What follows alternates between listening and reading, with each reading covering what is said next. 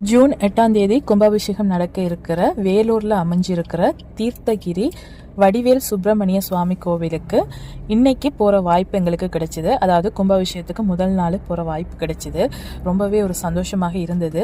உலகத்திலேயே 3வது உயரமான முருகன் சிலை இங்கே அமைஞ்சிருக்குது. 92 அடியில் இந்த முருகன் சிலை அமைஞ்சிருக்கு. அவ்வளவு அழகாக இருக்கார் அந்த முருகன். நாங்கள் போன போது கும்பாபிஷேகத்துக்கான ஏற்பாடுகள் எல்லாம் ரொம்ப ரொம்ப சிறப்பாக நடந்துட்டு இருந்தது. கோயிலும் சிலையும் பார்த்தீங்கன்னா ஆப்போசிட் சைட்ல இருக்குது. அதாவது கோயிலிருந்து பார்க்கும்போது அந்த முருகர் சிலை தெரிகிற மாதிரி அமைச்சிருக்காங்க. ஒரு மலை குன்றின் மேலதான் இந்த சிலை அமைஞ்சிருக்குது.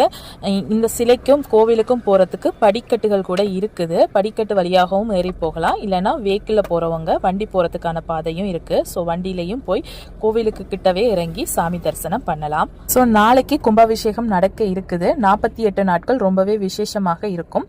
வாய்ப்பு கிடைக்கிறவங்க கண்டிப்பாக போயிட்டு வாங்க.